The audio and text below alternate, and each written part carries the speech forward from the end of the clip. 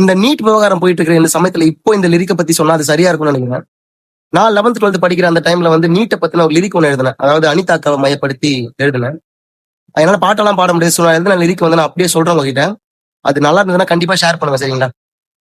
டாக்டரா ஆகணும்னு சொன்னாலே காப்பாத்த முடியலையே அவளை என்னாலே.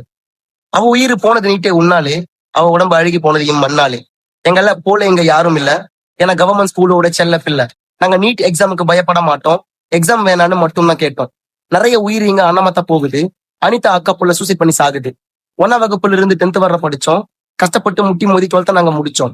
சிட்டி போல கற்பித்து படிப்பை நாங்க வடிச்சோம், நீட் என்ற பேருல அனிதாவை சாகடிச்சோம்.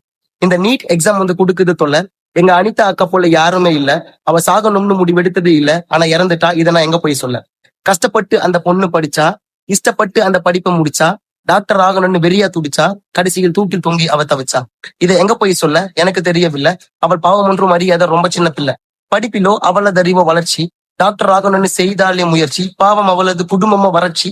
எனக்கு தெரியும் இந்த கொலைக்கு நான் சாட்சி. ஏழை பசங்க எல்லாம் டாக்டர் ஆக கூடாதா? நாங்க ஊசி போட்டா மருந்துள்ள போகாதா? நாங்க டாக்டர் ஆனா உனக்கு என்ன கஷ்டமா? டாக்டர் ஆனாக்கா லட்சம் கோடி நஷ்டமா? இந்த நீட் எக்ஸாமை பத்தி நான் குறை சொல்லவில்லைங்க. சரியான கோச்சிங் இங்க யாருக்கும் தரவில்லைங்க. காசு இருக்கிறவன் கோச்சிங் போவான், கோச்சிங் போனதுக்கு அப்புறம் டாக்டர் ஆவான். காசு இல்லாதவன் எங்கடா போவான்? ஒரு முழம் கயிறை வாங்கி தூக்கிலிட்டு சாவான். That's it.